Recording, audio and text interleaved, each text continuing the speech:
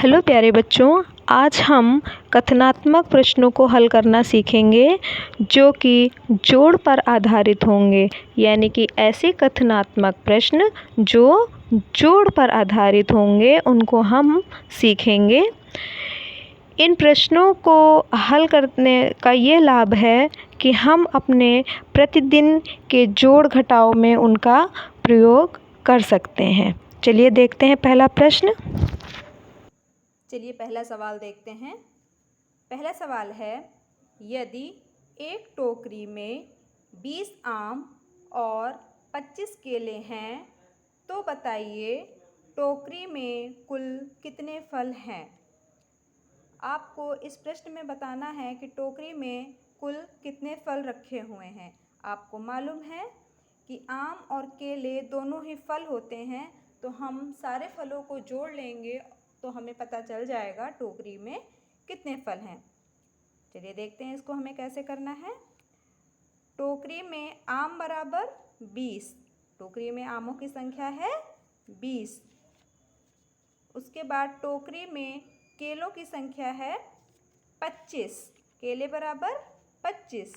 तो टोकरी में कुल कितने फल हैं, तो कुल फल बराबर 20 में हम 25 जोड़ देंगे तो 0 में 5 जोड़ा तो आया 5 और 2 को हमने जोड़ा तो हो गया 4।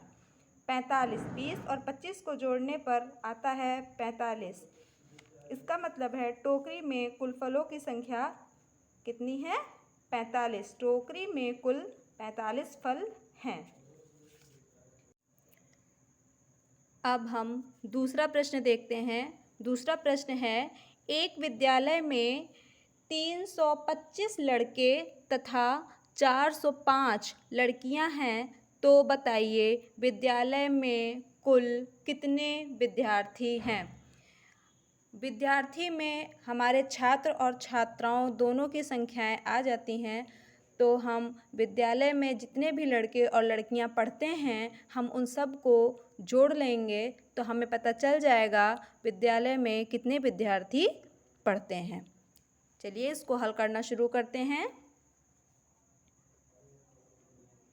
विद्यालय में लड़के बराबर, विद्यालय में लड़कों की संख्या बराबर 325। विद्यालय में लड़कियों की संख्या बराबर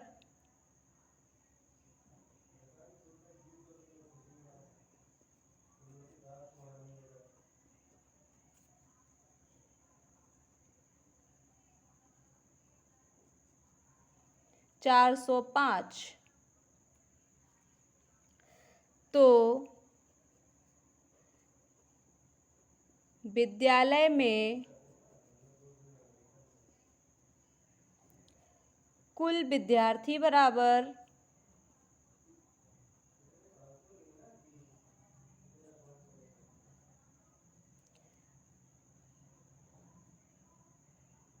405 प्लस 325, दोनों को हम जोड़ देंगे तो क्या हो जाएगा, 5 और 5 जोड़ा 10, 10 का 0, हासिल आया 1, 1 में 0 जोड़ा 1 और 1 में 2 जोड़ा 3 और 4 और 3 को जोड़ा तो 7।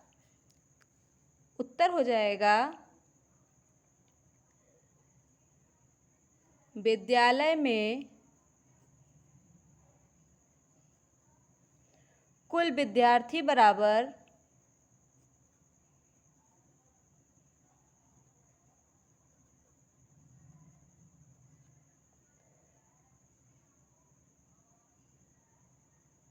730।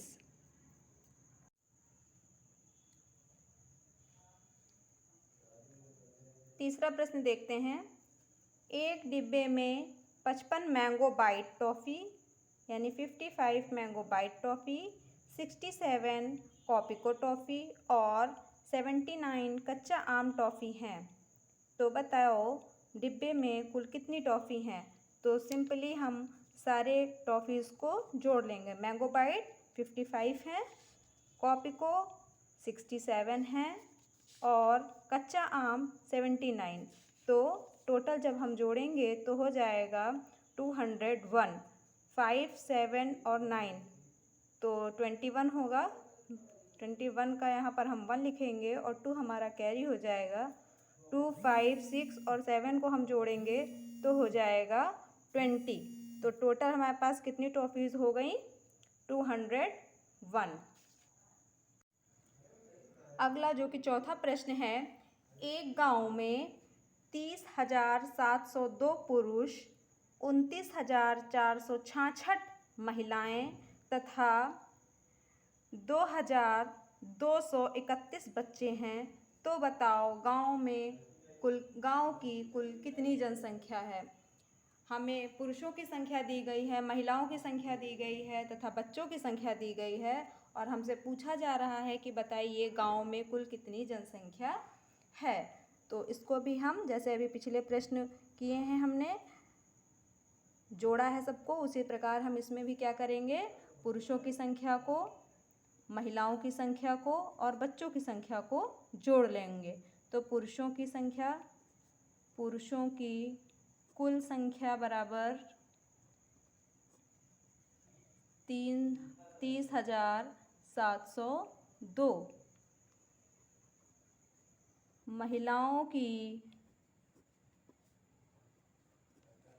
कुल संख्या बराबर 29,466 तथा बच्चों की कुल संख्या बराबर 2,231। गांव की जनसंख्या मतलब लोगों की संख्या, गांव में जितने लोग रहते हैं उन सब की संख्या हमको बतानी है। तो गांव में महिला, पुरुष और बच्चे 3 प्रकार के लोग रहते हैं, तो हम तीनों को जोड़ देंगे। कैसे जोड़ेंगे? 30,702, 29,466 और 2,231। उसके बाद हम सबको जोड़ लेंगे। याद रहे जो ऊपर वाले हैं वो हमारी 10,000 में संख्याएं हैं और जो बच्चों की संख्या है, पुरुष और महिला की जो संख्या दी गई है वो 10,000 में है और जो बच्चों की संख्या है वो 1000 में है। ऊपर वाले 30,000 और 29,000 में है और ये 2,000 में है। हम तो ऐसी संख्याओं को जब हमें जोड़ना होता है तो हम इकाई के अंक से लिखना शुरू करते हैं। जैसे हमने इसमें पहले 1 लिखा, 3 लिखा, 2 लिखा और फिर 2 लिखा, ताकि इकाई अंक के नीचे इकाई अंक, दहाई अंक के नीचे दहाई अंक, सैकड़े के नीचे सैकड़ा और 1000 के नीचे 1000 अंक आ सके। अब हम इसको जोड़ते हैं। 2 और 6 को जोड़ेंगे 8, 8 में 1 जोड़ा 9, 6 में 3 जोड़ा 9, 7 और 4 को जोड़ा हमने तो आया 11 और 11 में हमने 2 जोड़ा हो गया 13। तो 13 ऐसे लिखा जाएगा, 13 का हम लिखते हैं 3 और हासिल आ जाएगा 1। 1 और 9 को जोड़ेंगे तो 10, 10 में हम 2 जोड़ देंगे तो क्या हो जाएगा 12। 12 का हम यहाँ पे 2 लिखेंगे और 1 फिर से हासिल आ जाएगा। 1 और 3 को हम जोड़ेंगे हो जाएगा 4 और 4 में हम 2 जोड़ेंगे तो हो जाएगा 6। इकाई, दहाई, सैकड़ा, 1000 और 10,000। तो गांव की कुल जनसंख्या कितनी निकली? 62,399। तो उत्तर हो जाएगा, इसका उत्तर हो जाएगा गांव की कुल जनसंख्या 62,399 है। ऐसे प्रश्नों को अपनी किताब से हल करिए ताकि आप अच्छे से सीख सकें और जो भी परेशानी हो कमेंट बॉक्स में पूछ सकते हैं।